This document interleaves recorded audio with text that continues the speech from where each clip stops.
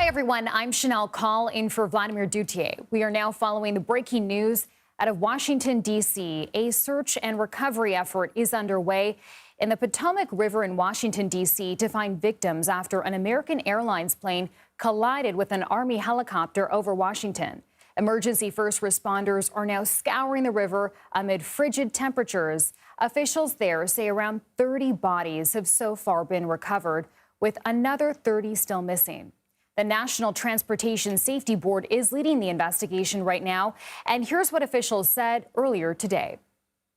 The American Airlines flight coming into land was in a standard flight pattern as it was coming into DCA. So this was not unusual with a military aircraft flying the river and aircraft landing at DCA. We are now at a point where we are switching from a rescue operation to a recovery operation. At this point, we don't believe there are any survivors from this accident. There were 60 passengers and 4 crew on board the American Airlines flight. The Army Black Hawk helicopter was on a training flight with a crew of 3 based at Fort Belvoir in Virginia. The passenger plane had taken off from Wichita, Kansas, and was approaching for landing when that collision happened. U.S. Figure Skating now confirms several members of its team were on the flight. Officials also say Reagan National is expected to reopen and resume flights after 11 o'clock this morning. Recovery teams are battling cold temperatures, wind, and debris in the waist-deep water of the Potomac River. And the mayor of Wichita, Kansas, spoke earlier this morning about this unfolding tragedy. Listen in. We mourn with all those who have been impacted. This is a terrible tragedy that will unite those in Washington, D.C. and Wichita, Kansas forever. CBS News White House reporter Aaron Navarro joins me now with more on this. Aaron, we saw President Donald Trump put out a statement overnight, and we're just now learning he's expected to hold a news conference at around 11 o'clock this morning from the White House. What more do we know? It'll be his first remarks on camera in that White House briefing room, as you mentioned, at 11 o'clock. He also posted on Truth Social this morning saying that he has, quote, been fully briefed on the terrible accident that took place at DCA. May God bless their souls. So we're expecting to hear more from Trump. We've been hearing from Transportation Secretary Duffy, who was just sworn in yesterday, as they have been giving information as they can about the recovery efforts, about how NTSB is leading the investigation. We also saw Defense Department Secretary Pete Hegseth put out a video just about an hour or so ago saying that they are actively working to investigate what occurred and why, and noting that the helicopter was on an annual proficiency training flight. And I'm just wondering as well, is this expected to impact at all the confirmation hearings for the president's cabinet nominees today? We're seeing Kash Patel's nomination hearing going on. We have not seen any indication that those would be delayed because of this crash. Tulsi Gabbard's as well planned for this week. And any indication what Donald Trump might be saying at that briefing later on this morning? We haven't gotten any background confirmation what he's going to talk about or what he's going to say at this briefing. We did hear, or at least see, the president at least muse about what happened, saying that it was, quote, preventable. You heard Secretary Duffy in a press conference this morning agree with President Trump, saying it was preventable just given the collision course that these 2 aircrafts were on. Interesting. Okay, Aaron Navarro, thank you. Now let's bring in CBS News senior national security correspondent Charlie D'Agata. Charlie, you're joining us from the Pentagon this morning. What more do we know about that helicopter flight at this hour? And what did we hear from Pete Hegseth earlier today? Yeah, so that came out literally a half hour ago. I know the previous reporter said it was about an hour ago. So this is what Secretary of Defense Pete Hegseth had to say. Just to repeat, annual proficiency training flight is what this crew was on. In terms of experience, he said they were fairly experienced. Those are the words that he used. He was supposed to hold a briefing here, by the way, and we were expecting that about a half hour ago. But instead, he's sort of been beckoned to the White House to brief the president, essentially about what we're talking about here. They did have night vision goggles because that has come up. What we don't know is whether they were using them at the time or whether they had other equipment like traffic collision avoidance systems, which commercial aircraft do have. But fixed wing and rotary aircraft in the military, that's not always standard. We also don't know. We know where this where this crew came from, and there's been a 48-hour pause on that entire unit and division while the investigation takes place.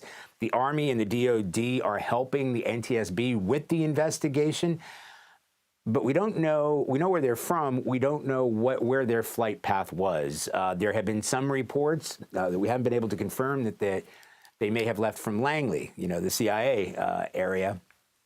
We can't confirm that, but there are reports, and people have been looking at the flight lines.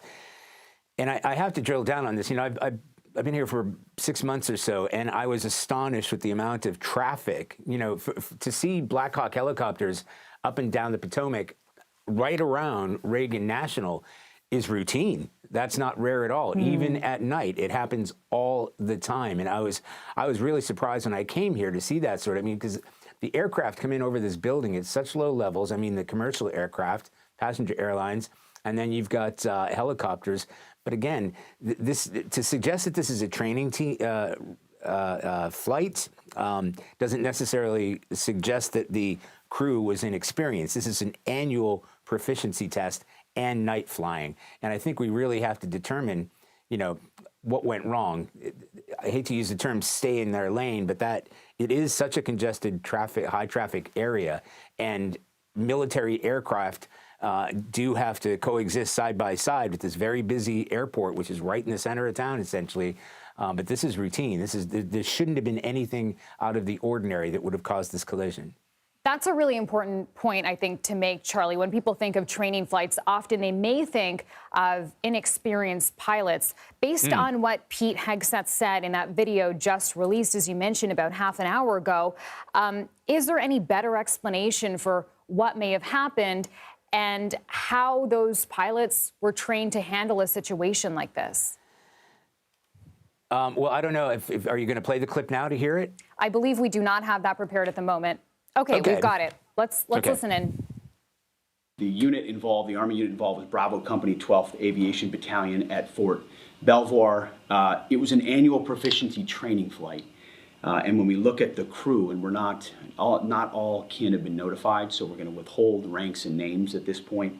We do know on our side who was involved. It was a fairly experienced crew, and that was doing a required annual night evaluation. They did have night vision goggles. The 12th Aviation Battalion, as of now, is granted a 48-hour operational pause on contingency missions as what happened is reviewed, and a senior level aviation team, an investigative team from our Aviation Safety Center, was deployed last night and already is in Washington, D.C. to investigate what's going on. We anticipate that the investigation will quickly be able to determine whether the aircraft was in the corridor and at the right altitude at the time of the incident. So there you have it. Not a lot of detail there. Importantly, fairly experienced crew. This is a routine annual proficiency test. The battalion has been put on pause for 48 hours. My understanding is he doesn't want to get ahead of the briefing of the president at the White House with the information that he's got. Okay, a lot of news to follow here. Thank you so much, Charlie. And CBS News correspondent Natalie Brand is joining us now outside Reagan National Airport in Arlington, Virginia. Natalie, good to see you. We know some of the victims' family members were there overnight waiting for answers. What's being provided to them right now? What are they being told to do? Yeah, this is just so heartbreaking and devastating, Shanelle.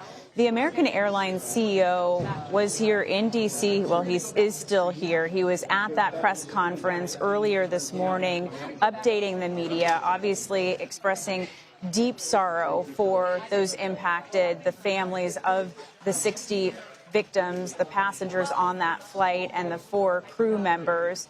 And as we continue to learn more about who was on board, we know that the U.S. figure skating community put out a statement earlier this morning saying that sadly, they confirmed that members, several of their community, were on board that flight, returning to D.C. from a training program.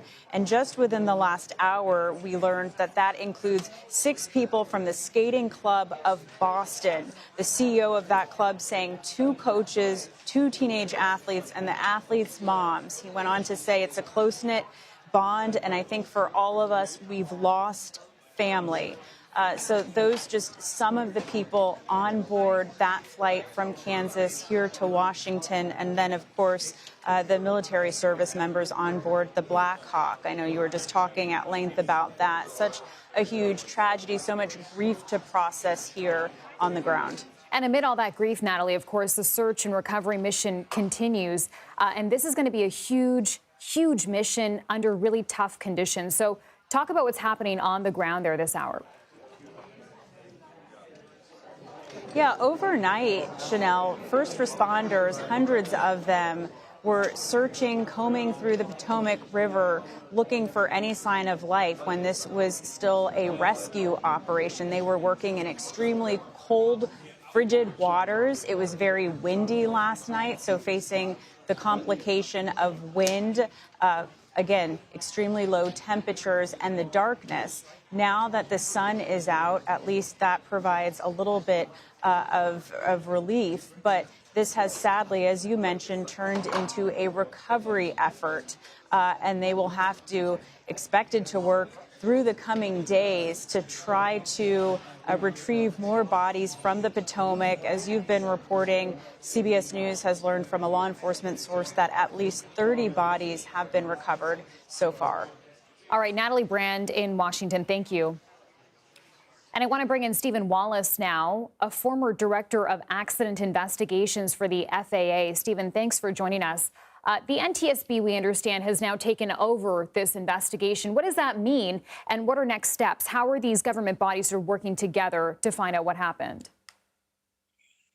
Well, there will be parties to the investigation. The NTSB will run the investigation and determine the probable cause. But I worked alongside with them for many years, and I can say they are extremely thorough and extremely methodical, and they don't speculate and they don't rush to conclusions. So, on this tragic day one where the pain of these families is so powerful. And people want answers immediately, and of course, there aren't answers immediately. But I'm very confident that the NTSB thoroughly examines every piece of evidence, and there is almost any evidence that you could want is available in this accident. The airliner will have state-of-the-art voice and data recorders. There's video. There are eyewitnesses, and there's all the wreckage. So they will get to the truth, but they never rush to it. They never try to rush to a conclusion. Quite the opposite. Stephen, there's so many questions right now about communication and what kind of conversations happen between air traffic control and the two flights that were involved here. Air traffic apparently said to the helicopter, "Do you see the plane?" The Army aircraft said yes. So what may have happened here? Well, I'm not going to speculate, but you can just from your own experience driving over those bridges and everything, there's a lot of lights in every direction. And so is it possible that the pilots of the helicopter saw an aircraft, but it wasn't the right aircraft, or saw something else?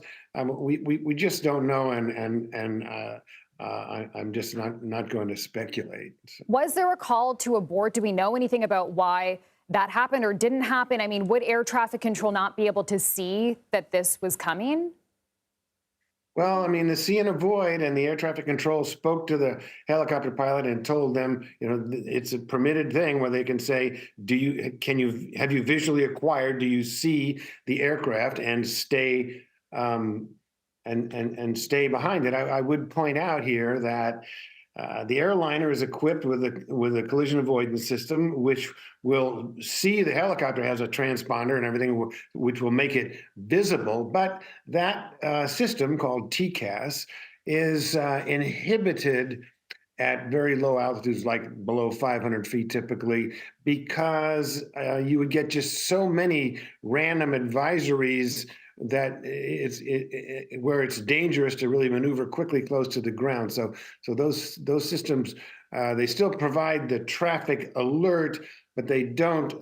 Up in the air, they'll say fly up, fly down. They'll give a very direct collision avoidance instruction, which that function will be inhibited as the aircraft is close to the ground, and this collision occurred extremely close to the ground.